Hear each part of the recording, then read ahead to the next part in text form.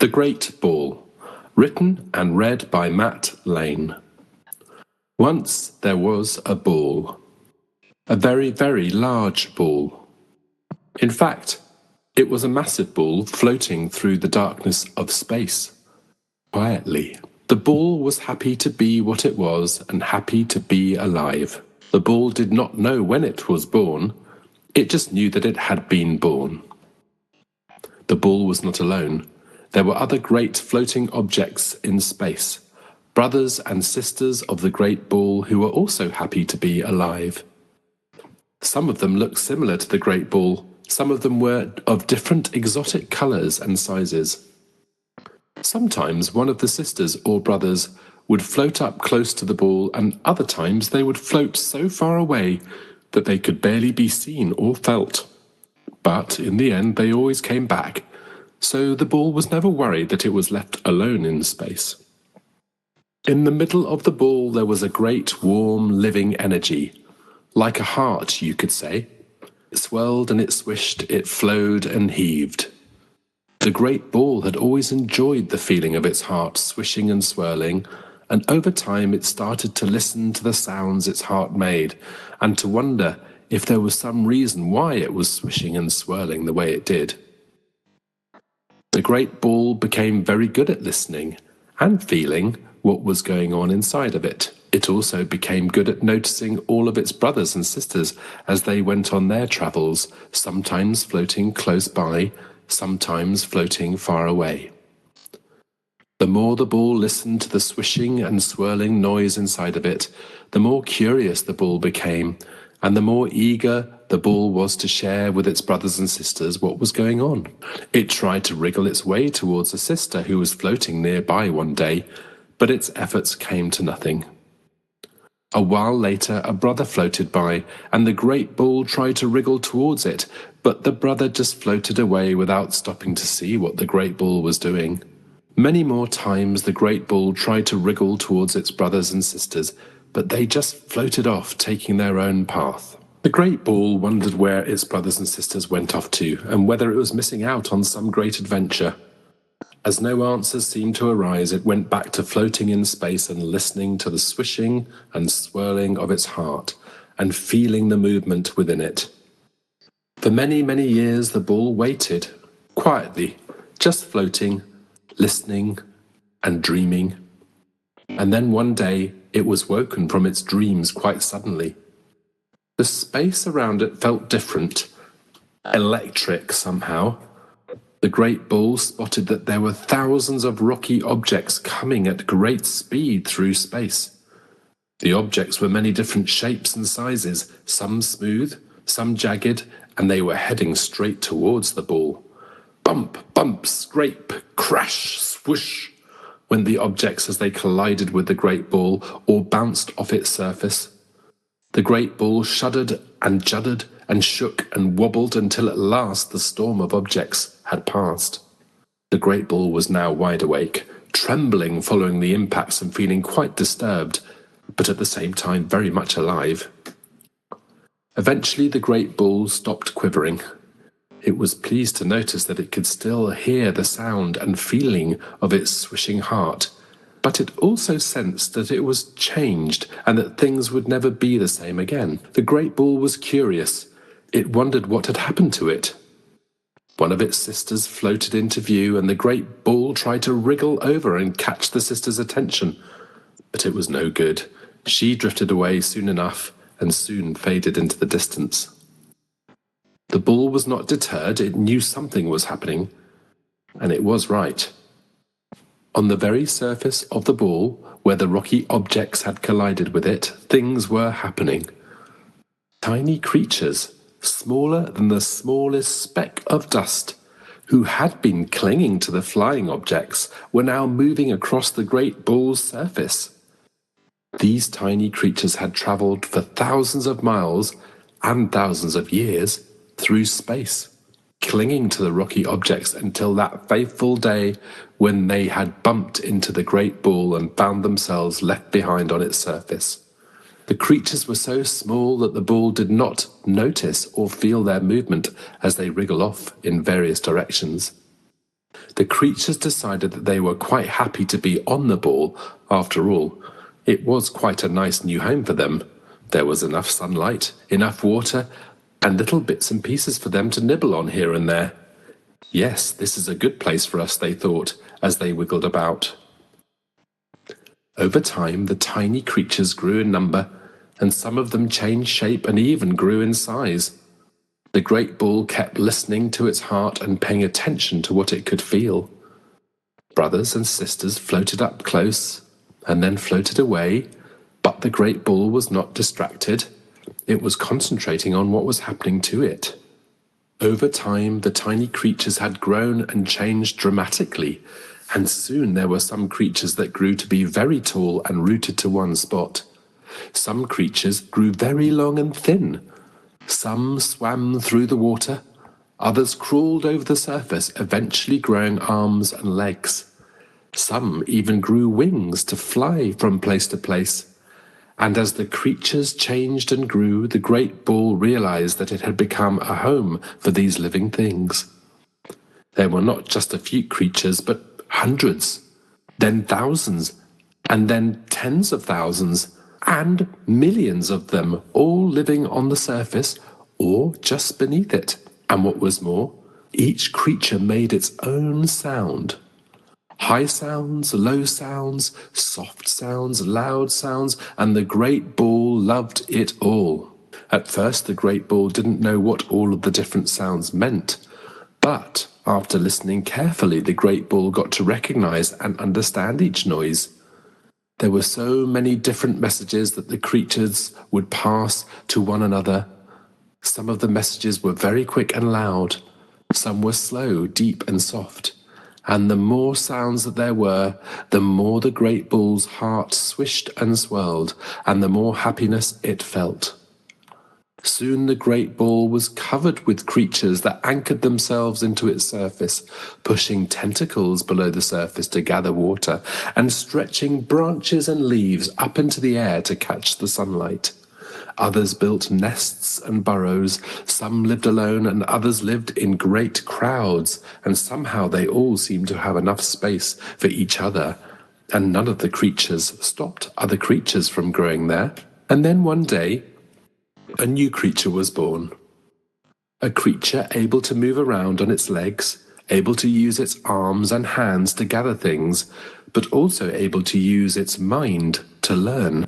At first, the creature rejoiced at being part of the great community of living things and found its way amongst them all, gathering just enough to eat and sheltering itself in the caves that were part of the great bull's surface. For many years, everything lived in harmonious balance, and the great bull rejoiced, and the creatures lived together, and more of the new creatures were born, and they lived in groups together. The fruits of the trees and bushes were abundant and tasted delicious. The fish swam in great numbers in the seas, and animals of all shapes and sizes continued to play and run over the lands. And the new creature lived in harmony with it all, its own heart beating in rhythm with the heart of the great bull. Until one day, one of the new creatures learned how to build a wall. It piled up branches and logs that it had found, creating a wall that blocked a pathway through the land. The new creature hid behind some bushes to watch what would happen. All of the land animals went about their daily business, moving here and there and enjoying the day until they encountered the wall on the pathway. They stopped and stared at it, curious, uncertain of its unnatural shape. Then, after a little while, they skipped around the wall and carried on with their daily business. The new creature thought and built a bit more wall. To do this, it chopped down a tree, using the wood to build the wall up higher and higher. The creature watched from its hiding place as the animals inspected the growing wall before running around it and skipping away.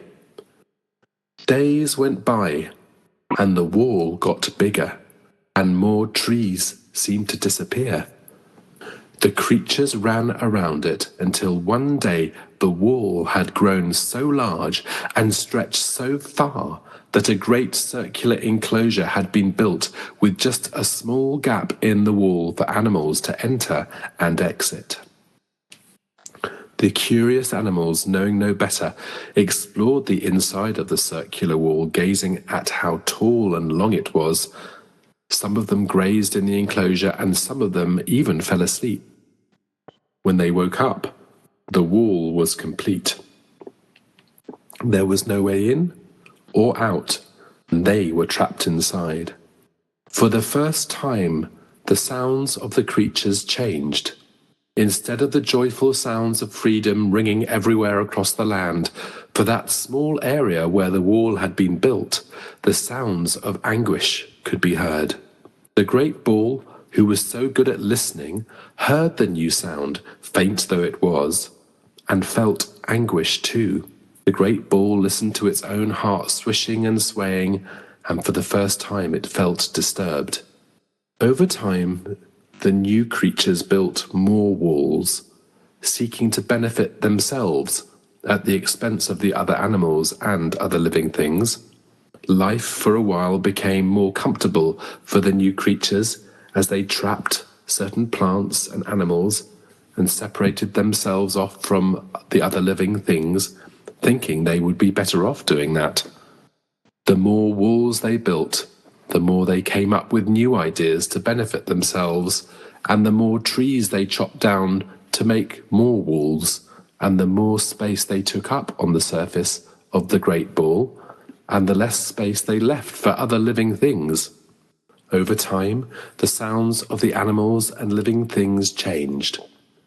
From the happy chattering of millions of living things, the chattering of the wall builders became louder and louder, and the sounds of free animals and plants became quieter and quieter. Indeed, the voices of the wall builders, even though their lives were apparently comfortable, became coarser as they squabbled with each other, arguing over who would get the best share of things. The great bull meditated for a long time on these things and realized that it felt angry with how things had changed. It missed rich and varied sounds of the animals and plants that had once dwelled and roamed free on and around its surface, and all of the messages that they sent to each other. The surface of the great bull had become scarred and scorched from the many inventions of the new creatures, and its air and waters had become polluted too. The great bull's skin felt irritated, and its heart was agitated. Its swishing and swirling became faster and stronger until one day great bursts of energy flew out from the great bull's heart and rose rapidly to the surface, causing great eruptions and disturbances to occur. The wall builders trembled in fear as their inventions crumbled and toppled, as the great bull shook this way and that, and fierce storms lifted the oceans up high, and great waves dashed across the lands. It seemed as if things were going to turn out very badly, not just for the wall builders, but for all living things. But there was hope. One day, quite unexpectedly, amongst all of the storms and the hurricanes that swept the surface of the great ball, a new group of creatures was born. They were the children of the wall builders. These children remembered how to listen to the sounds of the world around them and understood that they possessed wisdom in their own hearts. They spent time searching for places where walls had not yet been built in remote areas that were still free and happy. They discovered what once existed on the Great Ball before it had been changed by their ancestors. They even invented devices that could listen to the sounds of the animals and plants and even the heart of the Great Ball itself.